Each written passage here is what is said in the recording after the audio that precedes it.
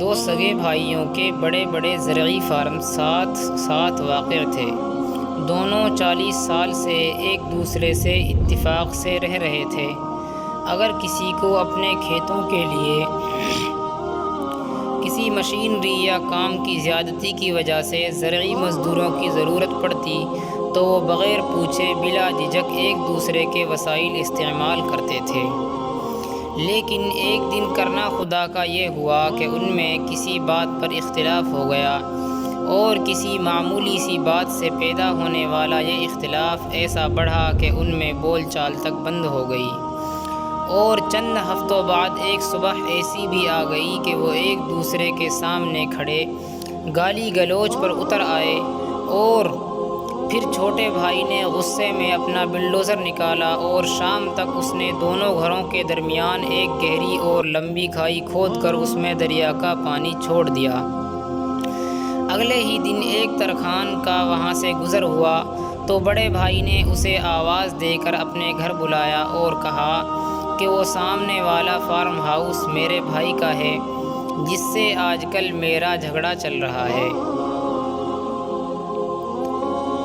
اس نے کل بلڈوزر سے میرے اور اپنے گھروں کے درمیان جانے والے راستے پر ایک گہری کھائی بنا کر اس میں پانی چھوڑ دیا ہے۔ میں چاہتا ہوں کہ میرے اور اس کے فارم ہاؤس کے درمیان تم 8 فٹ اونچی باڑ لگا دو، کیونکہ میں اس کا گھر تو دور کی بات ہے اس کی شکل بھی نہیں دیکھنا چاہتا، اور دیکھو مجھے یہ کام جلد از جلد مکمل کر کے دو، جس کی میں تمہیں منہ مانگی اجرت دوں گا۔ ترکھان نے سر ہلاتے ہوئے کہا کہ مجھے پہلے آپ وہ جگہ دکھائیں جہاں سے میں نے باڑ کو شروع کرنا ہے، تاکہ ہم پیمائش کے مطابق ساتھ والے قصبہ سے ضرورت کے مطابق مطلوبہ سامان لا سکیں۔ موقع دیکھنے کے بعد ترکھان اور بڑا بھائی ساتھ واقع ایک بڑے قصبے میں گئے اور 3-4 متعلقہ مزدوروں کے علاوہ ایک بڑی پک اپ پر ضرورت کا تمام سامان لے کر آ گئے۔ ترکھان نے اس سے کہا کہ اب آپ آرام کریں اور اپنا کام ہم پر چھوڑ دیں۔ ترکھان اپنے مزدوروں کاریگروں سمیت سارا دن اور ساری رات کام کرتا رہا۔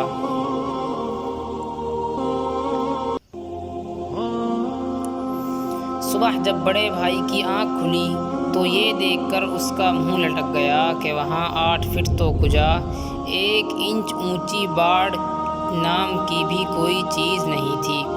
وہ قریب پہنچا تو یہ دیکھ کر اس کی آنکھیں پھٹی کی پھٹی رہ گئی کہ وہاں ایک بہترین پل بنا ہوا تھا، جہاں اس کے چھوٹے بھائی نے گہری کھائی کھود دی تھی۔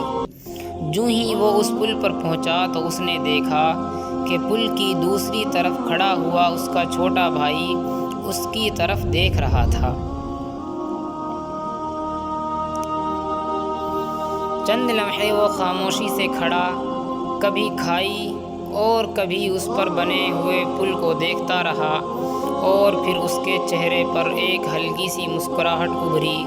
چند سیکنڈ بعد دونوں بھائی نپے تلے آہستہ آہستہ قدم اٹھاتے پل کے درمیان آمنے سامنے کھڑے ایک دوسرے کو دیکھنے لگے، اور پھر دونوں بھائیوں نے آنکھوں میں آنسو بھرتے ہوئے ایک دوسرے کو پوری شدت سے بھینچتے ہوئے گلے لگا لیا۔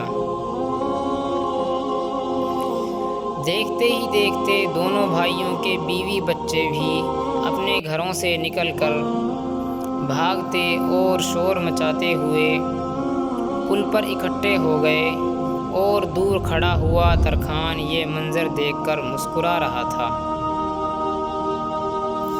بڑے بھائی کی نظر جوں ہی ترکھان کی طرف اٹھی، جو اپنے اوزار پکڑے جانے کی تیاری کر رہا تھا، تو وہ بھاگ کر اس کے پاس پہنچا اور کہا کہ وہ کچھ دن ہمارے پاس ٹھہر جائے، لیکن ترکھان یہ کہہ کر چل دیا کہ اسے ابھی اور بہت سے پل بنانے ہیں۔